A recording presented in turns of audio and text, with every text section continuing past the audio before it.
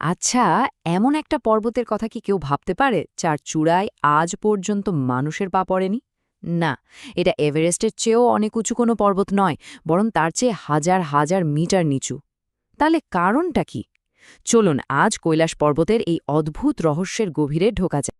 ব্যাপারটা ঠিকঠাক বুঝতে হলে চলুন আগে মাউন্ট এভারেস্টের কথা ভাবি, মানে পৃথিবীর সর্বোচ্চ শৃঙ্গ। আজ পর্যন্ত প্রায় ৭,০০০ আরোহী এর চূড়া জয় করেছেন। মানুষের অদম্য সাহস আর জেদের এক দারুণ উদাহরণ, তাই না? কিন্তু কৈলাসের চূড়ায় সংখ্যাটা একটা বিরাট শূন্য। হ্যাঁ, ঠিকই শুনছেন, শূন্য। এভারেস্টের থেকে প্রায় ২,০০০ মিটার নিচু হয়েও আজ পর্যন্ত একজনও এর চূড়ায় পৌঁছতে পারেনি। আর এটাই কৈলাসকে এক নিষিদ্ধ আর অজেয় রহস্যে পরিণত করেছে। একটা শিউরে ওঠার মতো গল্প বলি।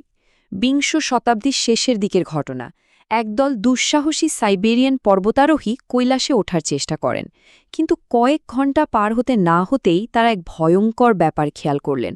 তাদের চুল আর নখ অবিশ্বাস্য দ্রুত গতিতে বাড়ছে, যেন কয়েক ঘন্টায় কয়েক সপ্তাহ কেটে যাচ্ছে। ভয়ে তারা সঙ্গে সঙ্গে নেমে আসেন, কিন্তু তাতেও শেষ রক্ষা হয়নি। ১ বছরের মধ্যে সেই দলের প্রত্যেক তরুণ সদস্যই অস্বাভাবিক বার্ধক্যে মারা যান। আর এই ঘটনাটা তো কৈলাসের হাজারো রহস্যের মধ্যে মাত্র একটা ঝলক। চলুন এই পর্বতের আরও কিছু অদ্ভুত আর ব্যাখ্যাত ঘটনার গভীরে যাই। দেখা যাক আর কি কি বিস্ময় লুকিয়ে আছে এর পড়তে পড়তে। কৈলাসের সাথে ৪ সংখ্যাটার একটা অদ্ভুত, মানে প্রায় অলৌকিক যোগাযোগ আছে। খেয়াল করে দেখুন, ৪টি প্রধান ধর্ম হিন্দু, বৌদ্ধ, জৈন এবং বন কৈলাসকে তাদের পবিত্র কেন্দ্র বলে মনে করে। এই পর্বত থেকেই জন্ম নিয়েছে এশিয়ার ৪টি বিশাল নদী, আর সেগুলো বইছে ঠিক ৪টি প্রধান দিকে। এমনকি পর্বতের ৪টি মুখও নিখুঁতভাবে ৪টি কার্ডিনাল ডিরেকশনের দিকে ফেরানো। ব্যাপারটা কি শুধুই কাকতালীয়? শুধু তাই নয়, কৈলাসের আকৃতিটাই যেন প্রকৃতির নিয়মকে বুড়ো আঙুল দেখায়। পৃথিবীর অন্য পিরামিড আকৃতির পর্বতে প্রকৃতির খামখেয়ালিপনার ছাপ থাকে, মানে সেগুলো ভাঙাচোরা অমসৃণ হয়। কিন্তু কৈলাসের ৪টে মুখ প্রায় নিখুঁতভাবে মসৃণ আর প্রতিসম। এতটাই নিখুঁত যে দেখলে মনে হয় এটা কোনো প্রাকৃতিক গঠন নয়, বরং কোনো এক উন্নত সভ্যতা সযত্নে তৈরি করেছে। রহস্যের তালিকা কিন্তু এখানেই শেষ না। সাধারণ নিয়ম কি? উত্তর গোলার্ধের পাহাড়ের দক্ষিণ দিকে রোদ বেশি পড়ায় বরফ কম থাকে, কিন্তু কৈলাসের ক্ষেত্রে ঠিক উল্টো, দক্ষিণ দিকেই সারা বছর বেশি বরফ জমে থাকে। এখানে এলে কম্পাসের কাঁটার দিক হারিয়ে বন বন করে ঘুরতে থাকে। পুরো পর্বতে একটাও গাছপালা নেই, একদম শূন্য। আর সবচেয়ে অবাক করা ব্যাপার, সূর্যাস্তের সময় পর্বতের গায়ে এক বিশাল স্বস্তিকা চিহ্ন ভেসে ওঠে, আর চূড়ার বরফ জমে তৈরি করে পবিত্র ওম প্রতীক। প্রাচীনকাল থেকেই কৈলাসকে একটা বিশেষ নামে ডাকা হয়, অ্যাক্সিস মুন্ডি। এর মানে হল পৃথিবীর নাভি বা মহাবিশ্বের কেন্দ্রবিন্দু। ধারণা করা হয় এই পর্বতটাই আমাদের গ্রহের ভৌগোলিক এবং আধ্যাত্মিক কেন্দ্র। আর এই কেন্দ্রবিন্দু থেকে পৃথিবীর অন্যান্য সব গুরুত্বপূর্ণ জায়গার দূরত্ব শুনলে চমকে উঠতে হয়। ইংল্যান্ডের স্টোনহেঞ্জ কৈলাস থেকে ঠিক ৬,৬৬৬ কিলোমিটার দূরে। উত্তর মেরু একই দূরত্ব, ৬,৬৬৬ কিলোমিটার। এমনকি দক্ষিণ মেরু পর্যন্তও দূরত্বটা একই। শুধু তাই নয়, পর্বতের উচ্চতা এর পাদদেশ থেকে ১৩,৩৩২ মিটার, যা হল ঠিক ৬,৬৬৬র দ্বিগুণ। এই সংখ্যাগুলোর পুনরাবৃত্তি কি কোনো বিশেষ সংকেত? কৈলাসের ঠিক নিচেই আছে প্রকৃতির এক অদ্ভুত বৈপরীত্য। পাশাপাশি দুটি হ্রদ, মানসরোবর আর রাক্ষসতাল। মানসরোবর হল আলোর হ্রদ। এর জল মিষ্টি, কাচের মতো স্বচ্ছ আর শান্ত আর প্রাণে ভরপুর। তীব্র শীতেও এর জল জমে না। আর তার ঠিক পাশে রাক্ষসতাল, অন্ধকারের হ্রদ। এর জল নোনা, সব সময় অশান্ত, আর এতে কোনো প্রাণের অস্তিত্ব নেই, যেন স্বর্গ আর নরক পাশাপাশি অবস্থান করছে। এত সব অবিশ্বাস্য রহস্য, এতগুলো প্রশ্ন, তাহলে সত্যিটা কি হতে পারে? মূলত দুটো বড় তত্ত্ব উঠে আসে। এক, কৈলাস কোনো সাধারণ পর্বত নয়, এটা দেবতাদের বাসস্থান। আর দুই, এর পেছনে রয়েছে কোনো ভিন গ্রহের উন্নত সভ্যতার হাত। চলুন এই দুটো সম্ভাবনা নিয়েই একটু ভাবা যায়। ভিন গ্রহের প্রাণীর তত্ত্বটা কি নিছকই আজকের দিনের কল্পনা? না, প্রাচীন হিন্দু ধর্মগ্রন্থগুলো কিন্তু অন্যরকম ইঙ্গিত দেয়। মহাভারতের মতো গ্রন্থে বিমান বা উড়ন্ত রথের কথা বলা আছে। বলা হয়েছে একসময় আকাশ থেকে বিশাল সব শহর দেখা যেত, আর সেখান থেকে ছোট ছোট যানে করে জ্ঞানীরা পৃথিবীতে নেমে আসতেন। এগুলো কি শুধুই দেবতাদের অলৌকিক লীলা, নাকি কোনো উন্নত প্রযুক্তির বর্ণনা, যা সেই যুগের মানুষ নিজেদের ভাষায় লিখে গেছেন? এই ধারণাটাকে আরও শক্ত করে ভারতের ইলোরার কৈলাস মন্দির। এটা কৈলাস পর্বতেরই একটা রেপ্লিকা, কিন্তু এর নির্মাণশৈলী এক কথায় অসম্ভব। একটা আস্ত পাহাড়কে ওপর থেকে নিচে খোদাই করে বানানো হয়েছে এই মন্দির। প্রায় 4 লক্ষ টন পাথর সরানো হয়েছিল, তাও মাত্র 18 বছরে।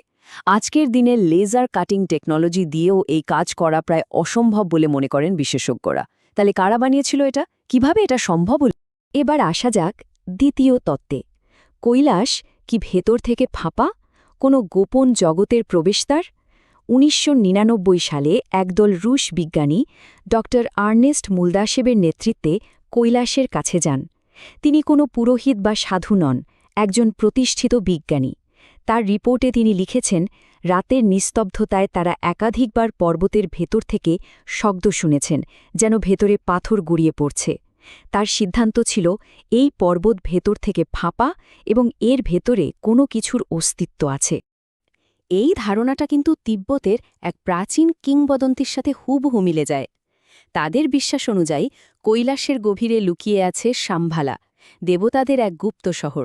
বলা হয় এই শহরে বাস করেন অমর উন্নত প্রাণীরা, আর সেখানেই নাকি সংরক্ষিত আছে মানবজাতির সমস্ত জ্ঞান এবং জেনেটিক কোড। কিন্তু দাঁড়ান, সবকিছুর পেছনেই কি কোনো অতিপ্রাকৃত বা ভিনগ্রহের তত্ত্ব খুঁজতে হবে? কিছু রহস্যের কি কোনো যুক্তিসঙ্গত বৈজ্ঞানিক ব্যাখ্যা থাকতে পারে না? হ্যাঁ, অবশ্যই পারে। চলুন এবার বিজ্ঞানের চোখে কৈলাসকে একবার দেখি। যেমন ধরুন পর্বতের ওই নিখুঁত পিরামিড আকারের কথা। ভূতাত্ত্বিকরা মনে করেন এর পেছনে কোনো উন্নত সভ্যতা নয়, বরং বরফ যুগের হিমবাহের হাত রয়েছে। লক্ষ লক্ষ বছর ধরে হিমবাহের প্রবাহই পাহাড়ের গা কেটে কেটে একে এমন মসৃণ আর প্রতিসম আকৃতি দিয়েছে। আচ্ছা, আর একটা কথা খুব শোনা যায় যে কৈলাসের ওপর দিয়ে নাকি কোনো প্লেন উড়তে পারে না, কোনো এক অদৃশ্য শক্তি বাধা দেয়। এর পেছনে সত্যিটা কি? এর উত্তরটা কোনো রহস্যে মোড়ানোর, বরং বেশ সোজাসাপটা আর নিরাপত্তার সাথে জড়িত। পুরো তিব্বত মালভূমির গড় উচ্চতায় ৪,০০০ মিটারের বেশি।